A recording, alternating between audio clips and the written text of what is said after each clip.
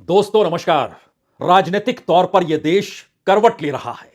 आपको इसका एहसास धीरे धीरे होगा।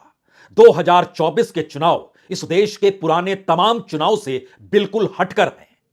इससे पहले के तमाम चुनावों में दावे किए जाते थे, राहत रियायत का जिक्र होता था।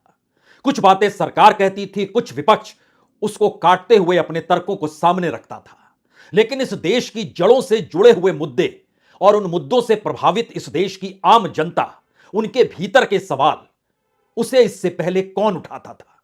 और शायद कांग्रेस हो या बीजेपी हो या फिर वामपंथी ही क्यों ना हो, अगर राजनीतिक प्रक्रिया में इस देश के भीतर उठते हुए सवाल वह भी पॉलिटिकल मैनिफेस्टो के जरिए परखना शुरू कीजिएगा तो सत्ता में आने के बाद राहत रियायत का जिक्र जरूर होता रहा है। लेकिन 2024 का चुनाव हटकर है। यह हटकर इसलिए है क्योंकि पहली बार मुद्दों को लेकर इस देश की जड़ों को टटोलने की कोशिश हो रही है। और यह कोशिश इसलिए हो रही है क्योंकि पहली बार संस्थानों के जरिए किताबों को पढ़ते हुए इस देश के मुद्दों को उठाया नहीं जा रहा है। जिस तरीके से कभी प्लानिंग कमीशन उठाता था या मौजूदा वक्त में नीति आयोग है वो उठाता है, और सरकार उसी के आसरे दावे करती है, योजनाओं का ऐलान करती है, और सामने विपक्ष कहता है देखिए हमें धोखा दिया जा रहा है। तो सवाल है कि समाधान क्या है, और इस देश की जड़ों से जुड़े हुए मुद्दे और उनसे प्रभावित लोगों के जहन में क्या कुछ है। और शायद पहली बार इसीलिए कांग्रेस की विरासत को संभाले राहुल गांधी भारत जोड़ो यात्रा पर जब इस देश को नापने की शुरुआत करते हैं तो इसी बात का जिक्र करते हैं कि दरअसल मैं संवाद बनाने आया हूं, देश को समझने आया हूं। और वही यात्रा जब दूसरे फेज में भारत जोड़ो न्याय यात्रा के साथ निकलती है तो पहली यात्रा से हटकर यह यात्रा इसलिए ज्यादा महत्वपूर्ण हो चली है क्योंकि इस दौर में चाहे वो मणिपुर से निकलकर असम, असम से निकलकर बंगाल, बंगाल से बिहार, उसके बाद उत्तर प्रदेश, झारखंड, उड़ीसा, मध्य प्रदेश, राजस्थान, तमाम जगहों की कतारों को देखते देखते और उसके बाद जब महाराष्ट्र भी आएगा तब भी एक ही सवाल इस देश के सामने है। और वो सवाल है कि इस देश में बेरोजगारी आजादी के बाद सबसे ज्यादा क्यों है? इस देश में महंगाई और उस महंगाई से पनपती हुई असमानता इसी दौर में सबसे ज्यादा क्यों है? और इसका रास्ता समाधान का क्या हो सकता है? यह सवाल अब इसलिए बड़ा हो चला है क्योंकि चाहे वह जाति जनगणना का सवाल हो और Rahul Gandhi OBC, SC, ST और माइनॉरिटीज का जिक्र कर रहे हो, और उसके साथ महंगाई और असमानता का खुले तौर पर जिक्र हो रहा हो, कॉरपोरेट के हाथों में दी जा रही कौड़ियों के मोल इस देश की संपत्ति का जिक्र हो रहा हो, इस देश के तमाम संस्थानों पर 2% लोगों के कब्जे का खुले तौर पर जिक्र हो रहा हो। लेकिन अगर समाज और लोग पिछड़े हैं, गरीब हैं, बेरोजगार हैं, तो उनके लिए क्या कुछ ऐसी स्थिति अब इस देश में लाने की जरूरत है जो कानून की शक्ल में हो? राइट टू इंफॉर्मेशन इससे पहले आया, राइट टू एजुकेशन, शिक्षा का अधिकार भी पहले सबको मिला, लेकिन राइट टू एम्प्लॉयमेंट इस देश के भीतर में कभी कोई ला नहीं पाया। संविधान के भीतर भी जो फंडामेंटल राइट्स हैं, जो कॉन्स्टिट्यूशन के पार्ट 3 में आर्टिकल 12 से 35 के बीच में चलते हैं, उसमें समानता का जिक्र है, उसमें फ्रीडम ऑफ स्पीच का जिक्र है, उसमें एक्सप्लॉयटेशन के खिलाफ आवाज उठाने का जिक्र है, उसमें आपको इस देश के भीतर में जो भी प्रोफेशन, काम का आप चुनना चाहते हैं उसके लिए आप स्वतंत्र हैं। इस देश की संस्कृति हो, भाषा हो, अल्पसंख्यकों के जो सवाल हो, उसको लेकर भी एक फंडामेंटल राइट है। और आपके फंडामेंटल राइट्स पे कोई अगर उसका भी हनन करता है तो उसके खिलाफ भी आपके पास अधिकार है, आप आवाज उठा सकते हैं। लेकिन राइट टू एम्प्लॉयमेंट नहीं है, यानी कॉन्स्टिट्यूशन आपको यह अधिकार अभी तक दे नहीं पाया कि आपको रोजगार मिलना ही चाहिए। तो क्या पहली बार राहुल गांधी इस देश के बेरोजगारों को रोजगार देने के लिए संविधान में संशोधन का जिक्र करते हुए राइट टू एम्प्लॉयमेंट यानी रोजगार का कानूनी अधिकार देने को तैयार हैं? और जो संवाद उन्होंने राज्य दर राज्य बनाया और वहां की जो परिस्थितियां थी और युवाओं का जमघट जो था उसके भीतर वो लगातार संवाद बना तो रहे थे, लेकिन उस संवाद को बनाते वक्त एक सवाल लगातार अनसुलझा सा था कि आखिर रास्ता निकलेगा कैसे? तो क्या अब कांग्रेस पार्टी तैयार हो गई है और अब कल इसका ऐलान हो सकता है? और अगर इसका ऐलान कल हो सकता है तो भारत में राजनीतिक तौर पर यह बदलाव का एक मील का पत्थर होगा, क्योंकि फंडामेंटल राइट का जिक्र कॉन्स्टिट्यूशन के पार्ट 4 में किया जरूर गया है, लेकिन वो डायरेक्टिव प्रिंसिपल्स जो स्टेट पॉलिसी के है उसके मातहत आता है, और वहां पर यह आपके फंडामेंटल राइट के तहत तब्दील नहीं होता है। तो जरा कल्पना कीजिए, भारत जैसे देश में 20 करोड़ लोग, 20 करोड़ युवा रजिस्टर्ड बेरोजगार हैं।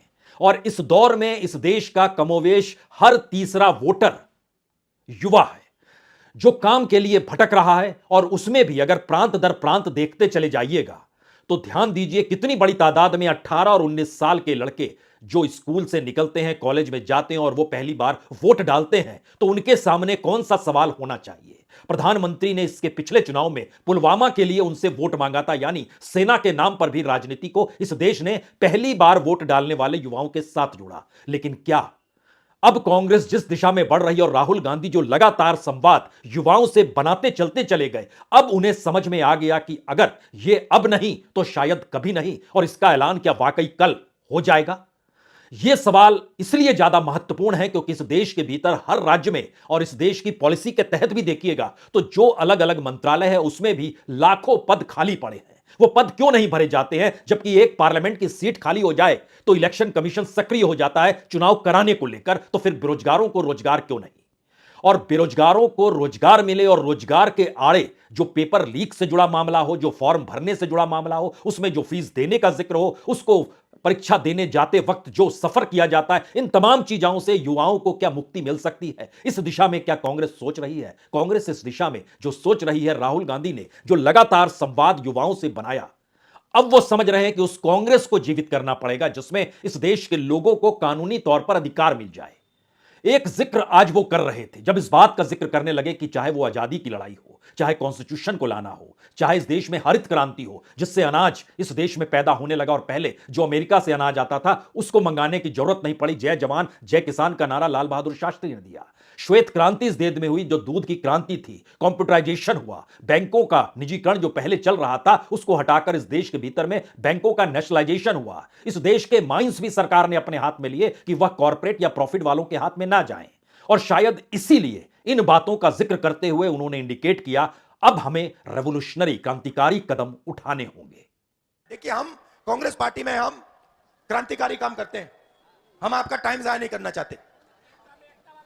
कॉन्स्टिट्यूशन दिया आपको, संविधान दिया, उसकी लड़ाई में कांग्रेस पार्टी आपके साथ मिलकर लड़ी। आजादी दी, वहां पे आपको उस टाइम बीजेपी नहीं दिखी होगी, आरएसएस नहीं दिखे, वो भग गए थे, वो सब घर चले गए थे। वो वहां पे मतलब अंग्रेजों के साथ खड़े थे। वही उसके बाद हरी क्रांति, सफेद क्रांति, computer revolution, bank nationalisation, mobile phone, ये सारे के सारे क्रांतिकारी काम ये कांग्रेस पार्टी करती है। रेवोल्यूशनरी तरीका तो यही हो सकता है इस देश के युवाओं को कानूनी हक मिल जाए कि अगर उनके हाथ में डिग्री है तो उन्हें रोजगार मिलना ही चाहिए। क्योंकि भारत के भीतर मौजूदा वक्त में अगर 20 साल से 25 साल के बीच के युवाओं की बेरोजगारी दर देखेंगे तो यह तकरीबन 45% है। और अगर यह 29 की उम्र तक ले जाएंगे तो उस 25 से 29 के बीच में तकरीबन 15-16% है। यानी बेरोजगारी का ऐसा आलम दुनिया के किसी भी देश को एक झटके में कंगाल बना सकता है या उस देश के भीतर में सामाजिक तौर पर परिवर्तन की लहर को बना सकता है। और राजनीतिक तौर पर 2024 का चुनाव क्या उसी दिशा में बढ़ चला है? यह सवाल इसलिए बड़ा महत्वपूर्ण है क्योंकि इस दौर में सरकार जो निर्धारित पद अलग अलग मंत्रालयों के भीतर हैं उसे भी अगर भर पाने की स्थिति में नहीं है तो इससे ज्यादा बड़ी त्रासदी कुछ हो नहीं सकती है। क्योंकि अगर इस देश के भीतर में प्रधानमंत्री की योजनाओं का आप जिक्र सुने तो उन्होंने अक्टूबर 2020 में आत्मनिर्भर भारत रोजगार योजना का ऐलान किया। स्ट्रीट वेंडर आत्मनिर्भर निधि का ऐलान 2010 के जून में ही किया। प्रधानमंत्री एम्प्लॉयमेंट जनरेशन प्रोग्राम उन्होंने ही बनाया। पंडित दीनदयाल उपाध्याय ग्रामीण कौशल्या योजना, ये सब रोजगार की योजनाएं हैं जो मौजूदा सरकार के साथ है। प्रधानमंत्री पंडित दीनदयाल अंत्योदय योजना है, नेशनल अर्बन लाइवहुड मिशन है, स्किल डेवलपमेंट और इंटरप्रेन्योरशिप है, नेशनल अप्रेंटिसशिप प्रमोशन स्कीम है, जो प्रधानमंत्री कौशल विकास योजना की पूरी फहरिस्त है। और इसमें सबसे बड़ी योजना तो प्रधानमंत्री मुद्रा योजना है जिसमें वो कहने से कतराते घबराते नहीं है कि लगभग 30-40 करोड़ लोगों को इससे लाभ मिला है। लेकिन इन सबके बावजूद भी रोजगार किसी को क्यों नहीं मिल पाता है? और रोजगार अगर कानून की शक्ल में आ जाए तो क्या इस देश के भीतर की वह असमानता जिसमें कॉरपोरेट अपने हाथों में सब कुछ समेटे हुए है और उन तमाम परिस्थितियों में अपने नेटवर्थ को बढ़ाता है, लेकिन भारत के भीतर जो युवा तबका है, देश की आम जनता है, आम लोग हैं, उनसे जुड़े हुए सवाल दबे के दबे राजनीतिक तौर पर रह जाते हैं, तो क्या कांग्रेस अब राहुल गांधी की इस बात पर मुहर लगाते हुए इस बात को इंडिया गठबंधन जो है अब उसकी भी मोहर लगेगी, क्योंकि राजनीतिक तौर पर भारत में अगर एम्प्लॉयमेंट आपके मौलिक अधिकार में शामिल हो जाएगा तो इस देश के भीतर में जनता के सामने फिर यह सवाल अनसुलझा नहीं रहेगा, सरकार किसी की भी हो तो क्या मौजूदा सरकार की यह ताकत नहीं है? ताकत इसलिए नहीं है क्योंकि राज्य दर राज्य और केंद्र के भीतर बड़ी तादाद में पद रिक्त पड़े हैं जो निर्धारित थे, यानी उनको अलग से उसका सृजन नहीं करना है, वो तो पद ऑलवेज पहले से थे। लेकिन सरकार की अर्थव्यवस्था ने जो कॉरपोरेट के साथ जो अपने सहयोगिता दिखाई है और जो नेक्सस इस देश के भीतर में है, उस नेक्सस को तोड़ने के लिए भी इस देश की जनता के हाथों में कानूनी अधिकार दे देने होंगे और युवा ही वो सबसे बड़ी ताकत है और युवा के जरिए ही यह देश आगे बढ़ सकता है। अब इसका खुले तौर पर जिक्र पहली बार राहुल गांधी कॉरपोरेट, अडानी और इस देश के बेरोजगार युवाओं को लेकर करने से चूक नहीं रहे हैं। 2% लोग हैं जिन्होंने पूरे हिंदुस्तान का कब्जा कर लिया है। अदानी जी यहां आपकी जमीन छीनते हैं, हिमाचल में सेब का बिजनेस करते हैं, मुंबई का एयरपोर्ट चलाते हैं, हिंदुस्तान के सारे पोर्ट्स उनके हाथ में, माइनिंग करते हैं, फूड स्टोरेज का बिजनेस करते हैं, सारा का सारा वही करते हैं और आप देखते ही रह जाते हो। आप स्कूल कॉलेज का पैसा देते हो, रोजगार मिलने का टाइम आता है आपसे कहते भैया रोजगार तो है ही नहीं, आपको रोजगार नहीं मिलेगा। आपको सर्टिफिकेट मिल गया, 5 लाख रुपया आपने प्राइवेट यूनिवर्सिटी कॉलेज को दे दी, मगर रोजगार आपको हिंदुस्तान में नहीं मिलेगा। क्यों? क्योंकि सारे छोटे बिजनेसेस को नरेंद्र मोदी ने बंद कर दिया, नोटबंदी की, जीएसटी की, और सारे के सारे छोटे जो व्यापारी हैं, स्मॉल मीडियम बिजनेस, वो बंद हो गए। पूरा का पूरा काम 2-3 अरबपतियों के लिए हो रहा है। आपकी जमीन भी वो ले जाते हैं, पानी भी वो ले जाते हैं, जंगल भी उठा के ले जाते हैं। तो यह बदलना है। दरअसल युवा एक तरफ राजनीतिक ताकत भी है और इस देश की आर्थिक व्यवस्था के भीतर सबसे कमजोर भी है। राहुल गांधी की जो भी मुलाकात, चाहे वो असम के युवाओं से हुई हो, चाहे बंगाल के युवाओं से हुई हो, चाहे वो बिहार, बंगाल, उड़ीसा, झारखंड, उत्तर प्रदेश, मध्य प्रदेश, राजस्थान, इन जगहों से युवाओं की फौज जब वो देख रहे हो तो सामने पेपर लीक जरूर मंडरा रहा था। और पेपर लीक नहीं बल्कि पेपर देने के लिए जितनी बड़ी तादाद में इन राज्यों के युवा परीक्षा केंद्र पहुंच रहे थे वह किसी को भी चौंका सकते हैं। लाखों की तादाद में, और जहां पर रोजगार हो वहां पर अगर एक पद है तो उस एक पद को पाने के लिए 100 से 1000 लोगों की लाइन आपको हर जगह दिखाई दे रही है। इसीलिए यह बड़ा सवाल था कि जिस देश के भीतर में खुद सरकार के आंकड़े अपने तौर पर, चाहे वो एनएसएसओ हो, चाहे प्राइवेट तौर पर काम करने वाला सीएमआईई हो, या इस देश के भीतर में जो एम्प्लॉयमेंट को देखने वाला मंत्रालय हो, उन तीनों विभागों के नजरिए से अगर आप समझिए तो जो लोग ग्रेजुएट हैं इस देश के भीतर में, उन जो एक लिहाज से कह सकते हैं 25 तक की उम्र के होंगे, उनकी जो बेरोजगारी दर है वो 44.49% है, 44.49%। जो 25 से 29 बरस के बीच में हैं उनकी बेरोजगारी दर तकरीबन 22.8% है। जो 30 से 34 बरस के बीच हैं उनकी बेरोजगारी दर 11% है, और जो 35 से 39 बरस के बीच हैं उनका परसेंटेज 5% है। और अगर आप विकसित देशों की कतार को देखिएगा, जो दुनिया के विकसित देशों की कतार में भारत शामिल हो जाएगा, जिसका जिक्र इस दौर में प्रधानमंत्री बार बार कहने से कतराते नहीं हैं, वहां की बेरोजगारी दर कहीं पर भी 5% से ऊपर नहीं है, और यहां पर यह 44-45% तक जा चुकी है।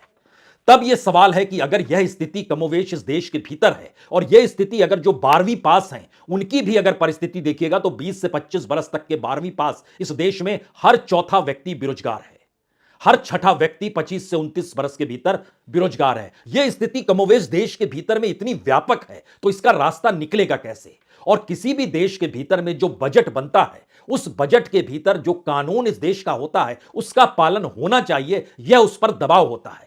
तो अगर राइट टू एम्प्लॉयमेंट यानी रोजगार का अधिकार कानून की शक्ल में इस देश के सामने आ जाएगा तो कोई भी बजट बनेगा तो उस दिशा में सोचेगा। अन्यथा आज 1,000 रुपए कोई बांट रहा है, कोई 1,500 बांट रहा है, कोई 3,000 दे रहा है। ये पैसे बांटने की प्रक्रिया से आगे स्टेट को निकलना होगा। तो क्या ये पूरी की पूरी परिस्थिति को अब समझा जा चुका है और उस दिशा में अब कांग्रेस बढ़ने को तैयार है। उन्होंने राहुल गांधी के इस प्रस्ताव पर मुहर लगा दी और अब समझ में सबको आ गया कि राजनीतिक तौर पर यही रास्ता है, क्योंकि यह रास्ता नहीं होगा तो इस देश को भावुकता में ढकेलने के लिए मौजूदा सत्ता तैयार है। प्रधानमंत्री मोदी अभी भी जहां जहां भाषण देते हैं, जो 2014 में जिस गरीबी का जिक्र करते थे, जो अपने परिवार का जिक्र करते थे, अपनी गरीबी मुफलिसी का जिक्र करते हुए वह राजनीतिक पायदान पर चढ़ रहे थे 10 बरस प्रधानमंत्री रहने के बाद भी, अगर वो आज भी उस बात का जिक्र कर रहे हैं तो इसका एक मतलब तो बहुत साफ है कि राजनीतिक तौर पर इस देश को लगातार कमजोर किया गया, सामाजिक और आर्थिक परिस्थितियों को इस देश की गवर्नेंस से जोड़ा नहीं गया और जो भी नीतियां बनती थी उसमें इस देश के युवा और पढ़ा लिखा तबका किस तरीके से सहयोग दे दे या सरकार उनके साथ मिलकर कैसे काम करे, इन परिस्थितियों को लगातार दरकिनार किया गया और मान लिया गया कि हम जो देंगे उसी से जनता खुश हो जाएगी, वो 5 किलो अनाज की शक्ल में हो या छात्रों को मिलने वाला पैसा हो। शायद इसीलिए प्रधानमंत्री आज जो बंगाल में कह रहे थे, जहां के एजुकेशन को लेकर कोई सवाल उठता नहीं है, वहां के लड़कों के सामने जो डिग्रीधारी हैं, जब वो इस भाषण को सुन रहे होंगे तो उनके जहन में कौन सा सवाल होगा, ये आप खुद सोचिए, क्योंकि आज जो भाषण प्रधानमंत्री का था उसका एक हिस्सा सुनना चाहिए। मैं बहुत छोटी आयु में घर छोड़ करके एक झोला लेकर के चल पड़ा था।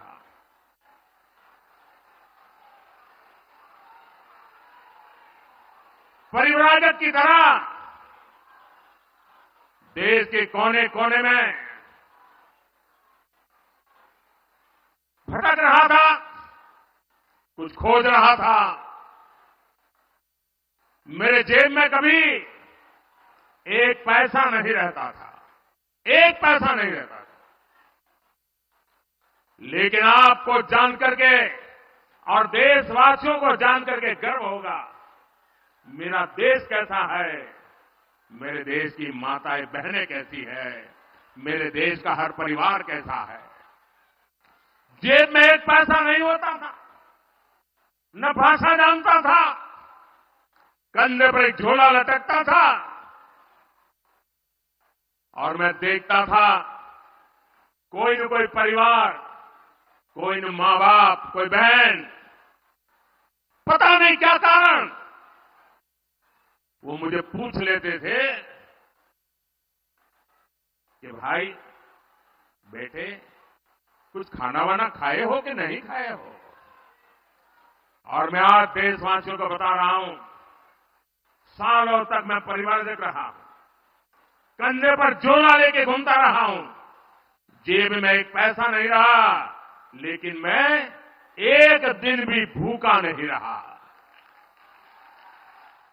यह बंगाल है और वहां पर प्रधानमंत्री के भाषण का वो हिस्सा है।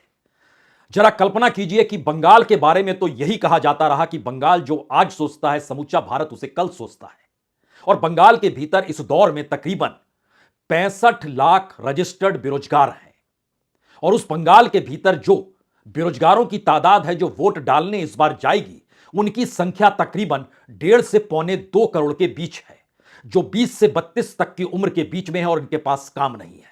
इतनी बड़ी तादाद में बेरोजगारी का बोझ उठाए हुए कोई राज्य और वहां पर इस देश के प्रधानमंत्री जिन बातों का जिक्र अपनी जिंदगी, अपनी मुफलिसी, अपनी गरीबी और शायद अपने आरएसएस के प्रचारक होने के तौर पर करना चाह रहे हों, और इस देश के भीतर में भोजन किस रूप में किसको दिया जाता है और भिक्षाटन की स्थिति तो कोई आज की नहीं है।